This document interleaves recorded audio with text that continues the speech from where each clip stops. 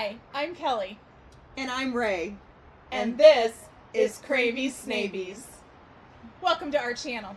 Where we are sharing God's infinite wonders. One snake at a time.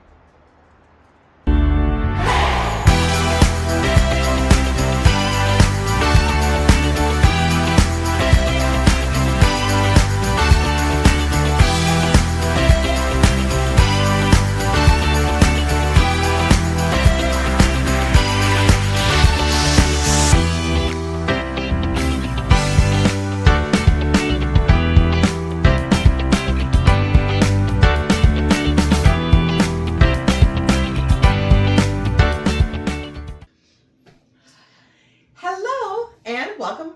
Actually, welcome to our channel. I said welcome back earlier, but this is our first one. This is our first episode. Yay! Yay! Yay! First episode. First and hopefully not our last. It won't be the last. Guaranteed won't be the last. We don't know where this is going to go, but we're hoping. So, for today, we're not going to be dealing too much with our actual snakes and everything else. We're going to introduce you to who we are. We're also going to talk about our journey to why we got into ball pythons, our journey with God, and yeah. And our relationship on how we met. Yes. Which I think will So how about throw you some introduce people. It's gonna be fun. It's gonna be fun. I'll tell you right now, we're both open books. Yep. It's an an interesting topic.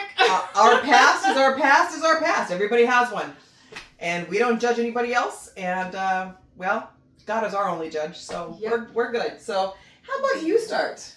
How about you introduce yourself first? All right. Well, I am Kelly.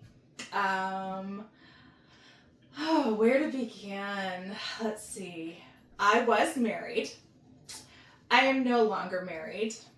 And you will hear the story on that later. But this woman sitting right next to me here plays a big part in that. Again, we don't judge. It is what it is, and we're firm believers that things happen for a reason. So, moving on, we'll talk more about that later, but I'm also a mother of two wonderful boys. They are now grown. Hard to believe. Two grown boys. Didn't think I would make it there, but I mean, they're both in their 20s now. They're both in their 20s now. No more teens. I'm out of that stage. Wow. But they grow up very fast, and I'm excited to see where they're headed in their adult life. And so I'm ready for this next stage of journey with them. So that's Jacob and Austin, my two boys. I was a teacher. That was my profession for a long time. And I absolutely loved being a teacher. That was my passion. Kids are my passion. Always have been.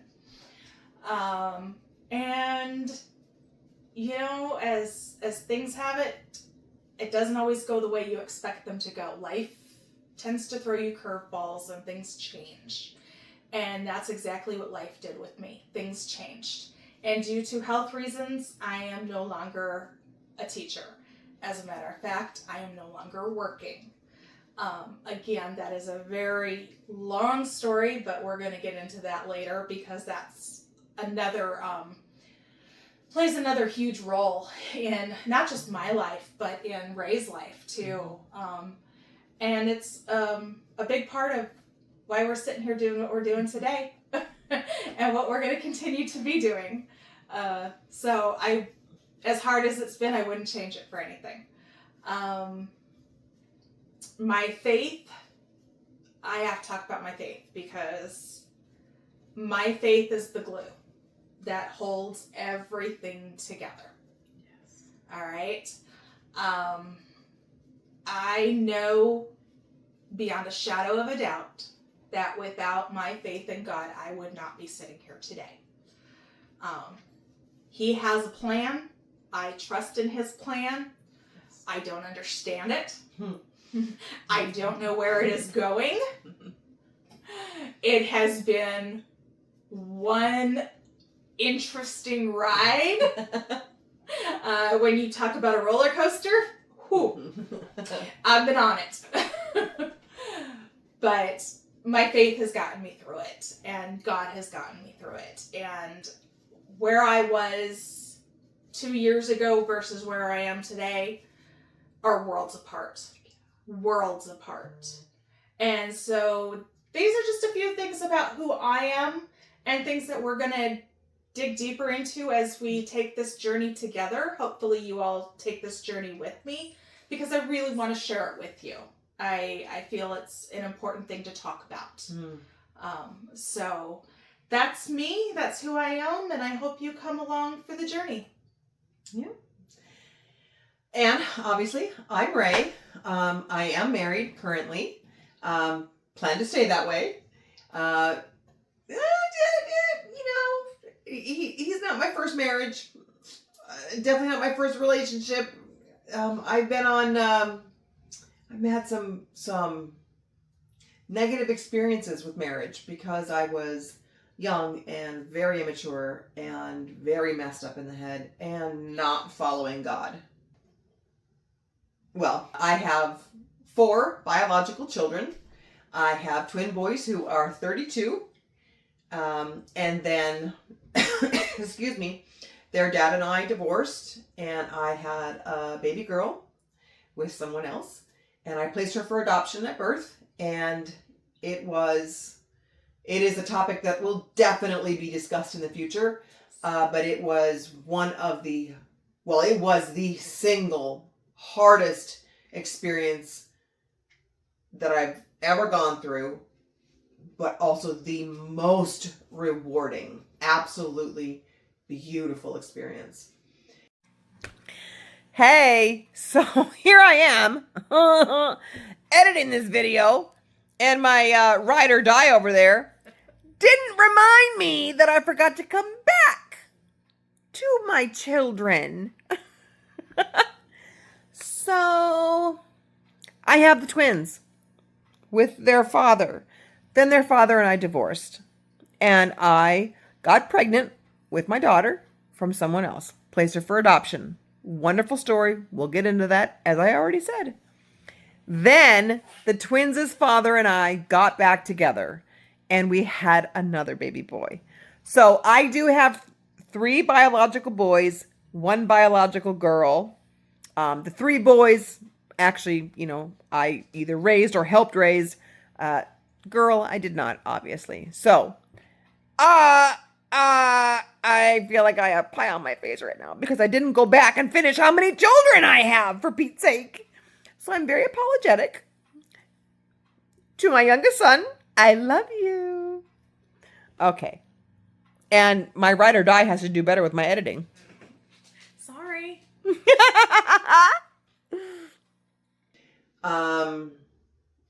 I work full time. I actually work from home. I'm lucky enough to do that. These are our snake enclosures here, and my office is right behind the phone. So this is where I get to work in the midst of all of our babies. And as Kelly said, when life rains, it pours. And 6 months ago, my dad, my first love, my best friend, my confidant, my spiritual advisor, my be-all end-all, my everything that I have measured every man up against, died. And that alone was enough to really, really do me in. And then 2 days later, my husband lost his job of 24 years, which he had planned to retire from them. So everything in my world flipped upside down. And I had a full mental breakdown. And I looked at that as the worst week of my life for quite some time. But I now look back at it as the best week of my life. And I will get into that at some other point where we want to try to keep this somewhat short, and I'm a talker, so I'm going to keep going. But my spiritual journey from 6 months to now, I am so much better off than I was 6 months ago. And then with ball pythons, I've always loved snakes. Shouldn't say always. I did not love them until I was 12 years old, thanks to a science teacher that I had. But ball pythons were introduced to me. My husband is petrified of snakes, and so I never even addressed the subject of getting a snake. And then he made the comment, well, if you really wanted one, I wouldn't stop you. And I looked at him and said, that you should have never said that to me. I wanted to get a corn snake at the time, and through some research and talking to a friend of ours, she's like, you need to get a ball python. And I was naive and said, python? They get to be way too big. Wait, I don't mind big snakes, but I know my body physical capabilities.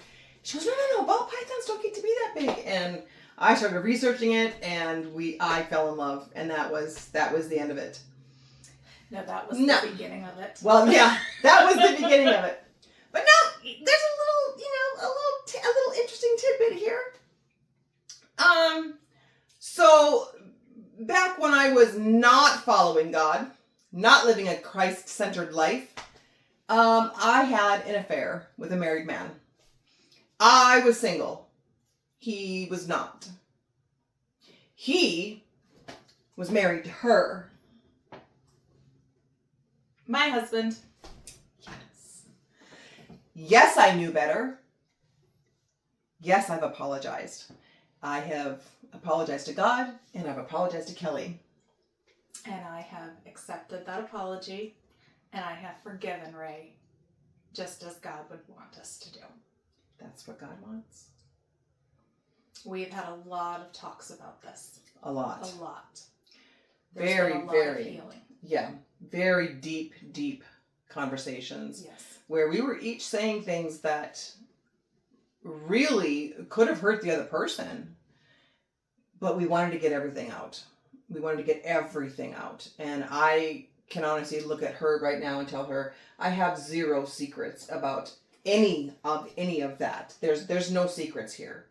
And I came into this now friendship having very preconceived ideas of her, as she did me.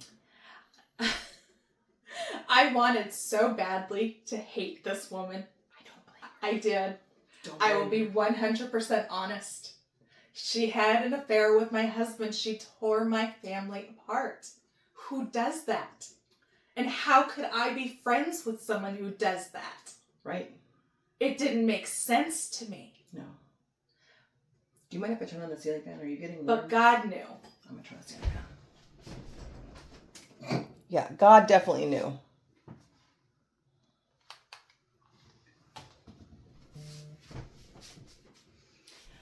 Yeah. God knew. And God knew what needed to be done and how to fix what was broken. And did it happen overnight? Absolutely not. Yeah. There were a couple of years there where the anger was not just with you, but with my ex-husband. Mm-hmm. There were things that were said that I wish we could take back. On both their sides, she's not pointing the fingers at just him, and he doesn't point the fingers at just her, you know? And then there's the third party involved, so. But I could not imagine life any other way right now. This was truly meant to be. Yeah. I wouldn't trade my life for anything. I wouldn't trade my husband for anything. Do I wish we had gone about it differently? Yeah. Absolutely. So much so. So much so.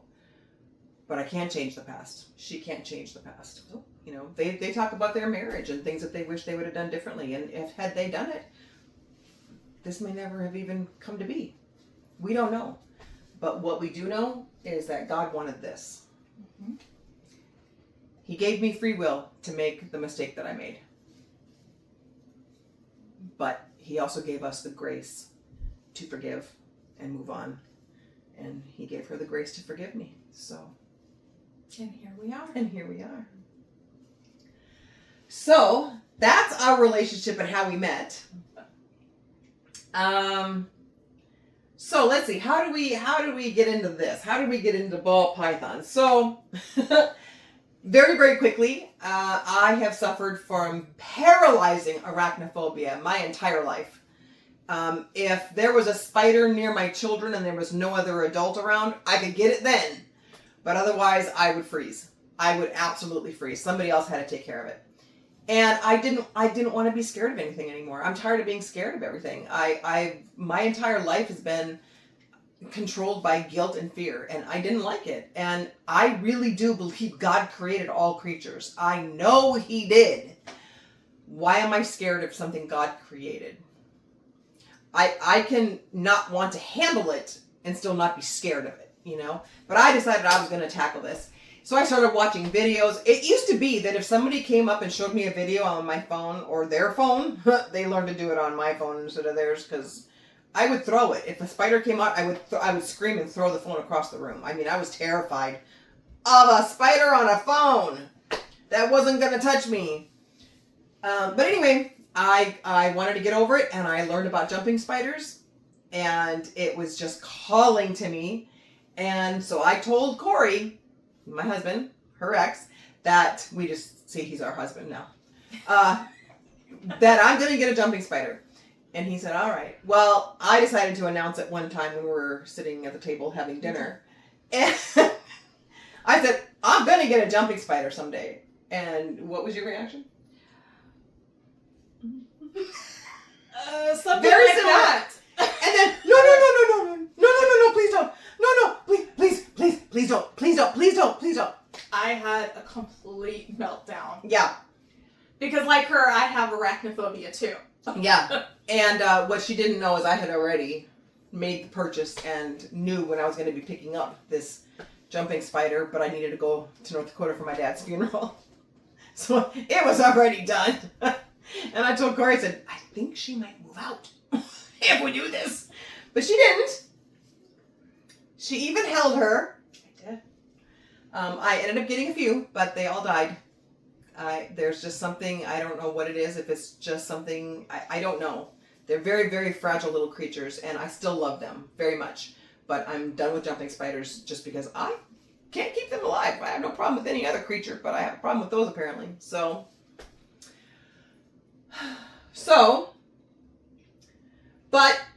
I had the one, and then I purchased another one, and the breeder of them said, well, I'm going to be at the Cincinnati Reptile Show. If you want to just come there and pick her up, you can.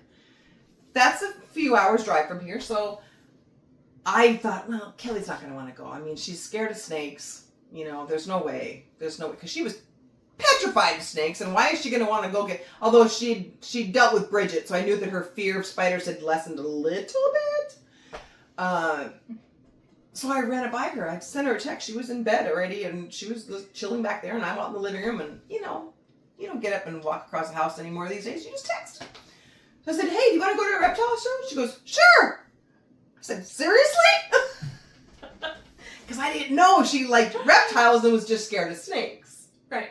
So, there's lots of different reptiles out there. mm-hmm. So, I grew up in the desert in Arizona. And so, yes, lizards, I played with a lot as a child. Yeah. So, Yeah. I do like a lot of different reptiles. Yeah. So that was January 11th that her and I took a road trip to Cincinnati. Mm-hmm. And, Girls trip. yep. So, tell them what happened when we walked in. We walked into the Reptile Expo. What was the first thing we saw? I think the first thing that we saw was a snake. A large one! Yeah, I was going to say, it wasn't a little itty bitty one either. It was quite large. Large for my standards. I mean, I'm sure some people would think, oh, it was nothing. Yeah. Because I've actually held bigger since. But for my first snake to come up against, to me, this one was like Goliath. Okay? Yeah. I mean, we walk in and the lady is behind the table and she's got this big snake. Not thick, but very long snake. And I'm like, I said, can I, not knowing what I know about reptile expos now, which we'll also cover at some point, I'm like, oh, can I hold it? She goes, absolutely. She's 20-some years old. she's some sort of, I don't remember the morph, but some sort of corn snake. And I have her around you got a picture of me holding her? I do, yes. Yep. We're going to show those pictures. Probably right about now, you'll be seeing the picture of me holding the corn snake. And then I, realize I have to give it back, so I take it back off. And I hand it back to the lady, and Kelly hands me her phone, and she goes, "Get ready for this." And I took the snake, and I put the snake around my neck. I almost fell over! And she has a picture of me, which we will show with right this now. Snake around my neck with a smile on my face. It was amazing! It was amazing! And I can't even begin to tell you what I was feeling in that moment, because there really was no fear. Something inside of me was saying, you need to hold the snake and you need to do it now. And that was kind of the start of my journey with overcoming my fears. Especially with snakes and reptiles and the ones she that was I didn't. Petrified. Mm-hmm. This was not like, oh, I don't really like snakes. It was, oh no. No, and this is a She even said, I'll go to the reptile expo with you, but I will avoid snakes. I said, that's fine. Now, this was a deep-rooted fear that goes all the way back to my childhood from when I lived in Florida and having snakes in our driveway and in the ditch behind the house. And I have very vivid memories of this, the snake biting my dad, and I did not do snakes. So the fact that this voice inside of me was saying, you need to hold this snake. That's God. And you need to do it. And there was no fear. There was nothing inside of me.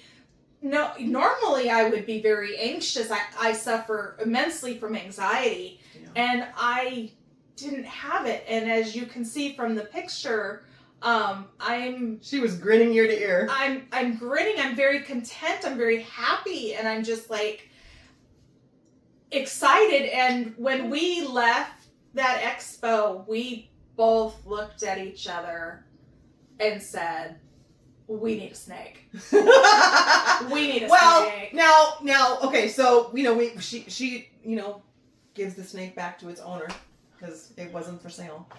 And plus I was under the impression at that time that my husband would have said, what did you do? You're not bringing home a snake. You cannot live here if you have a snake. I mean, I knew he wouldn't go that far, but I was pretty sure. So we go around the corner, literally just walk down the aisle around the corner, and there's this case with little baby snakes. Didn't know what type they were. Little baby snakes. And the person behind it is holding another snake. Is holding a little baby snake. And it's now what I know is a piebald. But at that time I just saw blotches of color and a lot of white. And I'm like, oh, is it a baby? And she says, yeah. And she said, it's a ball python. I'm like, oh my gosh, can I hold it? So again, I held it. That is not smart. Don't do that at reptile expos. You do not handle one reptile and then go right and handle another reptile. They should have made sure that I sanitized my hands, and they didn't. Mm-hmm. But I didn't know better. I didn't know better then either. Anyway, so I hold this little snake, and she goes, it actually has a little flame emoji on it. I'm like, what? And you got a picture. I have a picture of it. So we're going to show that right now. This little baby ball python with a little flame emoji. Oh, I was in love. We walked out of there and we said we need to have a snake, for sure. We need a snake. Yep.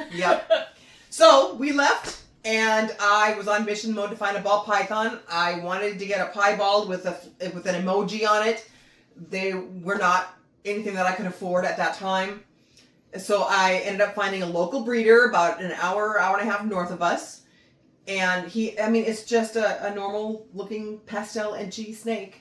But he was able to get me the snake and a setup, which is not the best setup for a snake, but it worked temporarily.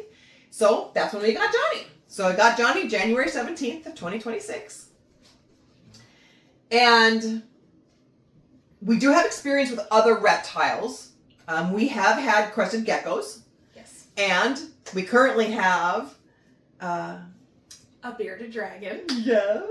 My little Juliet. which I'm sure if you continue to watch us on this channel, you're going to see Juliet. She's beautiful. I'm going to show you a picture of her right now. We took her outside maybe about a week ago with a little harness that had bat wings on it. Oh, so cute. So, but tell the story of getting her and the situation she was in. So I had, like I said, I grew up in Arizona, and I was very familiar with lizards and horned toads and that kind of thing. And I had always wanted a bearded dragon. I didn't know a whole lot about them because I hadn't done the research and stuff, but I just knew that someday I was going to own a bearded dragon. And so we had found one that was close to us, a gentleman that was rehoming. And he actually had two that he was rehoming. A male and a female. And so I just wanted one, but I was like, they came together, and I'm thinking, okay. And he was getting a really good deal for what he was selling with the dragons. It really was a very good deal. It was. In regards to actual monetary value, it was a very good deal. It was. And I'm really glad that I made the decision to do it, because I believe I saved 2 dragons' lives that day by doing it. Yes. But we got him, we brought him home, and based on what he had told us, he had gotten them, I believe he said, the end of August. Yeah. He said the end of August. The end of August. Yeah. And we picked him up beginning or middle of January? Yeah. You got her after we got Johnny, but before Leo. So sometime between January 17th and February 7th. So the end of January. So we got him the end of January. And my heart just breaks when I think about this and when I talk about it, because they were not good. Through no fault of his own. I'm not placing blame. No, this guy really didn't know. He was going off of the advice of the guy that gave them to him. Yep. And he didn't know, he didn't do the research. He had the animals, and he worked a lot, so he wasn't home a lot to see the things that were going on. Yeah. Whereas I'm home all the time because I'm not working, so I was watching, the first few days, and I saw immediately what was happening.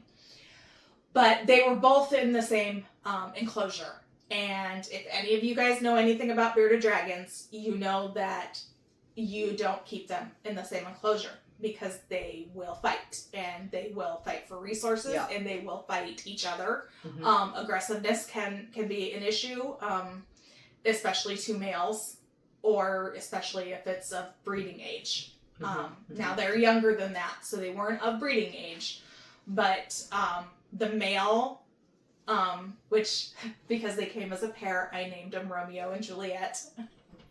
Now, again, we're going to preface this by saying it is standard. You do not put bearded dragons together. You do not cohab them. You just don't.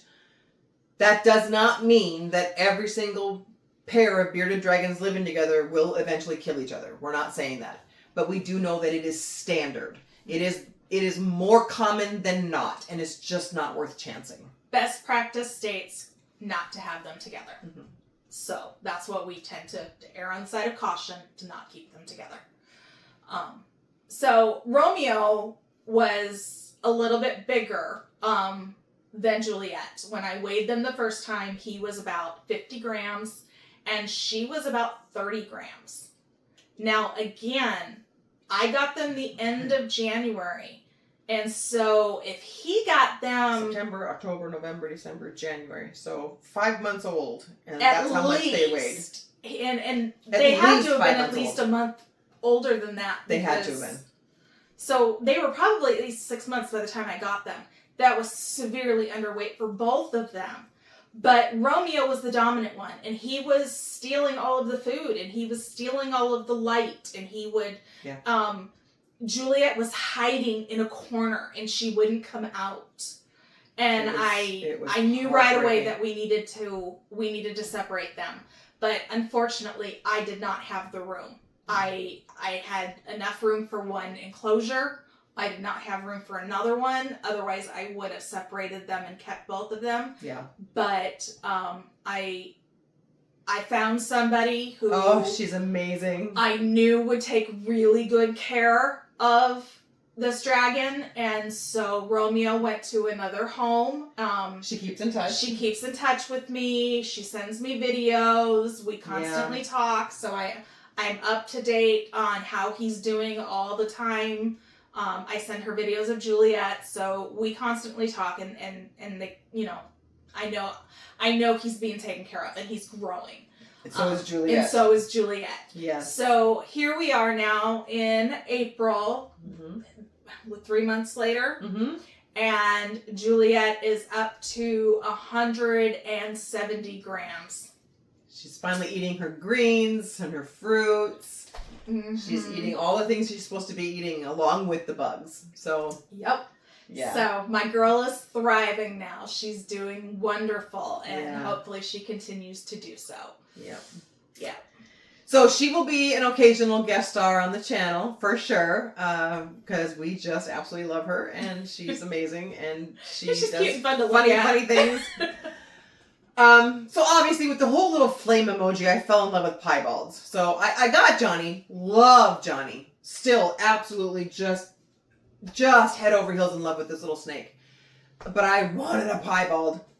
So, what day? I said February 7th. Yeah, February 7th, we went to another reptile expo, and I went there on mission mode to find a piebald. And literally, I was just going from one ball python table to another, to another, to another. I would skip all the rest of them because I wanted a piebald. Finally, I go around the corner, and there's this one guy, because it was a small reptile expo. There's this one guy that had cases lit up. I mean, it was very obvious that he took care of his animals. And he immediately, before he would open a case at all, he says, "Can you sanitize your hands, please?" Yes, I can! And he had a piebald. And I was in love. So, I got Leo. And at that same time... Yes, at that same time, I believe Leo was... using the restroom on you. Yeah, he did. He did. It wasn't nice. And so you were cleaning things up and taking care of that, and I happened to fall in love with Phoenix. Yes. Who just stole my heart. I can't even describe it. Yep. He is a Enchi. Well, we have it on the name tag. Enchi Fire Orange Dream. Yeah, Enchi Fire Orange Dream. And if you know what Melman looks like on Madagascar, she even has it on his name tag. It's Phoenix, aka Melman, because Corey thinks that he should be named Melman. He kind of reminds you of Melman, the pattern. So yeah, he's got 2 names. I call him Phoenix. Corey calls him Melman. Yeah. So we actually ended up bringing 2 snakes home from that expo. So the guy put both snakes in bags. We thought we were each taking our own snake back out. Turns out she had Leo, who had already eliminated himself. And I was carrying Phoenix. And guess what Phoenix did in the bag? Well, in the cloth bag, while I'm carrying him out. And it was cold outside, so I wrapped him up against myself. And guess what? So both of them peed and pooped on me that day. It was lovely, yeah. They were just giving her their silver, you know? And then shortly after that, I still wanted another snake. So I fell in love with Seraphina. She is a leopard, orange dream, yellow belly, fire, double het for lavender. She's currently in shed right now. So I'm not going to take her out. But, Corey's home. So dogs are going to go nuts. You're going to hear dogs barking. So I ordered her off of Morph Market. Ordered her. She got shipped. Package went to Memphis. Because everything goes through Memphis for overnight shipping. And got held up in Memphis for an entire day. So she was in a box for 36 hours and was a little spunky when we got her out. But So I got her on, she actually arrived here at our house on March 11th. And shortly after that, I had been on the lookout for a snake that I had been wanting, and if you know anything about morphs, I'll be back. Been Go ahead. I've been wanting a xanthic desert ghost.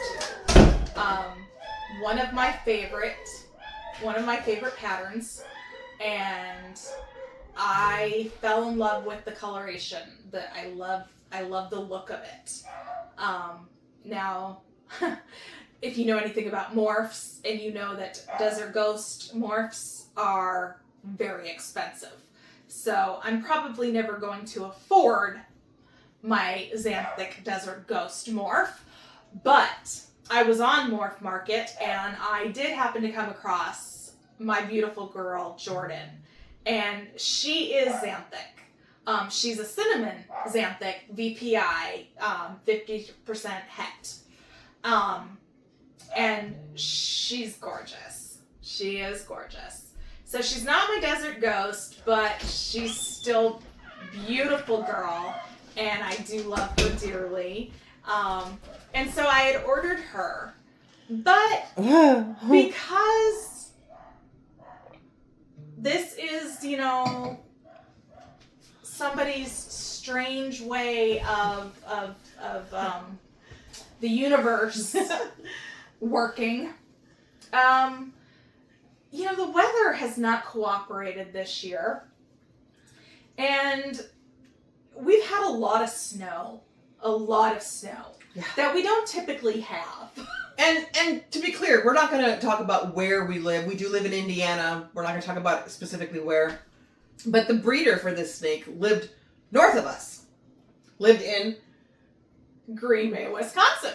She's a Packers fan, so this was the ultimate. That was the icing on the cake. This was her snake. This was my snake. So we're trying to figure out Jordan. We're trying to figure out why this happened. Think we live here, snake breeders up here. Why did she get shipped to Memphis? Go ahead. So, we ended up having to wait 2 whole weeks for her to even be able to be shipped because of weather. Yeah. And then when she did get shipped, she got stuck in Memphis because of same thing with Serafina. Yeah, exact same thing. It was just crazy. So by the time we finally got her, she actually ended up being my last snake. Yeah. She arrived here March 26th. But, go ahead. Even though we had ordered her before, we actually went to another expo, and March 21st we went to another March expo. 21st, yeah, and that is where I found my little Gouda boy. Tiny little Gouda boy. And Gouda is actually from the same breeder as Phoenix and Leo. Yes. Yep. So we got him from the same breeder. So 3 of our snakes come from the same breeder. And guess what he did? He peed and pooped on me too. He did. Yeah. So all 3 snakes that we got from this breeder peed and pooped on me. She's like, this is a sign. It had to be, right? When a snake pees and poops on you, it must mean that snake comes home with you. It's yours. So, what we will be doing is we will be doing several different videos, but we will be doing an actual 1 video per snake. They may not be as long as this one. This is probably going to be one of our longer ones just because we're filling you guys in on who we are and trying to, really bring you into our lives. But we will be doing a solo video for each snake so that we can talk about their personalities, exactly, again, when we got them, how we got them, potentially the name of the breeder. We haven't discussed that yet. And that kind of thing. So we'll be doing that. Several of our snakes right now are either going into shed or are in shed. Yes. So they're not cooperating right now. Their little lives right now need to be left alone. So, and one of them is getting ready to eat. Yeah, Phoenix. Yeah, he was supposed to be eating today. But it's enclosure cleaning time because we clean the enclosures once every 5 weeks. And so this weekend is time to clean Phoenix's enclosure and Johnny's enclosure. Well, Johnny just ate, so he'll be good to clean his enclosure, but she's delaying Phoenix until she gets the enclosure cleaned. So that's going to be happening either tomorrow or Sunday. So tomorrow or the next day. I mean, by the time you see this, it's going to be a couple weeks past this. So one last thing. You notice our name is KRavies Snabies. So here's how this came to be, is the Snabies part. How this came to be is I was on one of the ball python groups, or it was just a recommended group to me. I'm not sure. I'm on Facebook a lot. And I saw somebody refer to their snakes as Snabies. And I'm like, oh, those snake babies, how cute that is. Oh my gosh, it's so cute. So I'm telling her about them, they're little Snabies. And she's like, oh, they are so cute. So she comes up with KRavies. We're going to leave that alone as to how and why. KRavies Snabies. And I'm like, that's perfect.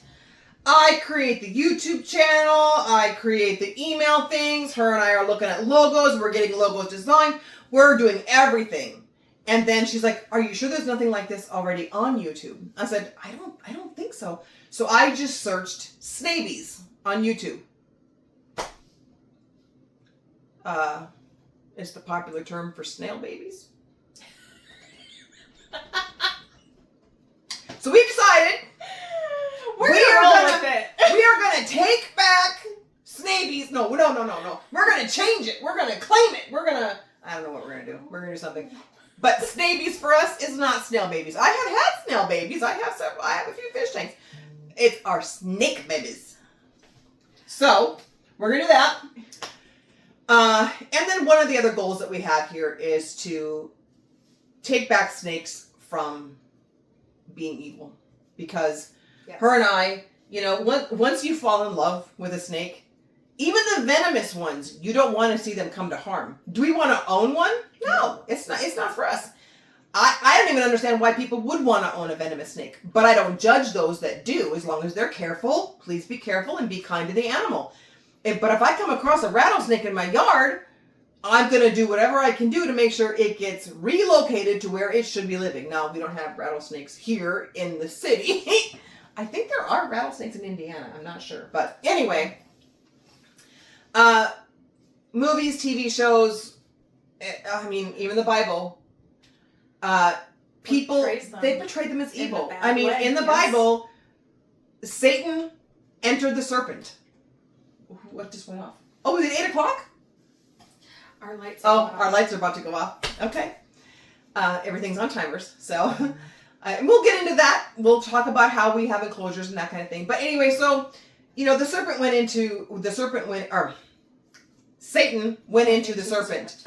The serpent itself was not evil. Satan is evil. Satan is the epitome of all evil. But the serpent is not. I actually talked to my sister about this, and she sent me some Bible verses that I was going to read over.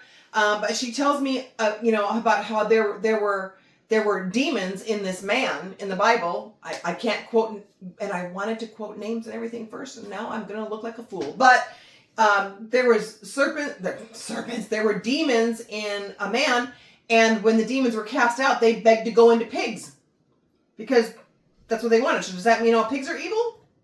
No, of course not. But the thing that she said that really stuck out, I'm going to give credit where credit is due. My sister's a very, very smart person. Love her.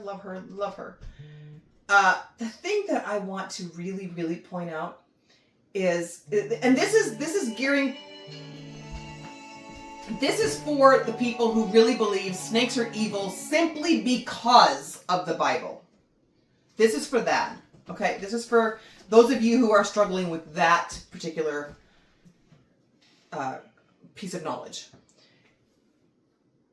If that is the case, if snakes are evil because Satan entered the serpent, Satan has entered man. Demons have entered man. Demons are entering men and women everywhere, all the time. We are living in a society that is so demonically influenced. Now, I'm not talking about possessions. Yes, of course, that's happening too. But I'm talking about the influence of evil in people. you don't have the kind of horror that we have going on across this world without Satan. Does that mean every man and every woman is evil? Of course not. Of course not. So to blame snakes, who had nothing to do with anything, because the serpent took the form, or entered the Satan entered the serpent. I can't say it for the life of me. It's just not fair. And what we want to show is that these are magnificent, beautiful creatures, and God knew what he was doing when he created them. Absolutely. They are phenomenal to watch. To watch them do everything from digging to eating to sleeping. I mean, don't have eyelids, but you get to see them sleep. It's just, they play. Oh, it's amazing. And the different personalities. We have 6 snakes each snake with has a different personality. Absolutely, very different personalities. Yes. Yeah. Each one of our snakes is different. So we definitely hope you guys are going to come back. A little quick summary of the different things that we may cover. Most of this is probably a will, but some of it may be a may. We're debating on things. This is early, you know. We are not experts in ball python care. We are absolutely not experts. Hold on, let me show you something. We have both done a lot of research. And I was lucky enough to join a group on Facebook for ball python owners, for new ball python owners. And as it turns out, turned out to be the author of this book started that group. And she commented on my post. And then somebody said, hey, by the way, Tracy so-and-so above just commented on your post. She sells a book on Amazon. I highly recommend it. This is my ball python Bible. I cannot recommend it highly enough. A new keeper's guide to ball pythons from a woman who never in a million years intended to keep snakes. It's amazing. It gives you everything you need to know. I just keep it and I just refer to it. Anytime her and I have a question, yep. I'm like, where's the book? And we look in there. And if I can't figure it out, then we do additional research. So we'll talk about enclosures, feeding, humidity, a couple of things in regards to us. One thing near and dear to my heart, for sure, we will be talking about mental health and how the snakes have helped with that. But just also the issues she's dealing with. The medical issues, yes. She has a situation going on that we'll discuss in a soon video, I'm sure, that I've never even faced. I've never known anybody who has this particular situation happening that she has. So we'll talk about that. And it's a mental health thing. So it's real and it's debilitating. Yes. We're going to talk a lot about God. If you can't handle God, this is probably not the channel for you. No. If you are already in love with God, then welcome home. Yep. If God you're on the fence, then give us a chance. Just listen. We're not here to shove God down anyone's throat, but we are here to talk about what he's done in our lives and the facts as we know them. There might even be a few little debates that her and I have with each other. Friendly debates, all done in love. Because there are things that her and I don't agree on. We were both raised in the same religion, but I'm no longer part of that religion. And so we have differing views on certain things, but nothing that affects our salvation. Because Jesus is our salvation. Jesus is your salvation. And we will definitely, if you have questions, ask them. Definitely. At the very beginning here, because we're new, we're probably going to be able to answer them right in the comments. But it might, hopefully, that we'll get to a point where we have to actually just do a video of answering questions. And we'll just take turn answering questions. I would love to do that. We are open books. We really are. Are we proud of everything we've ever done in our lives? No. We've made a lot of mistakes. We've had a lot of misjudgments. And I personally, not as much as her, but I personally have fallen completely away from God several times in my life. So I've done some very questionable things. And they've hurt people. we do take accountability for our actions and what we 100%. do in life.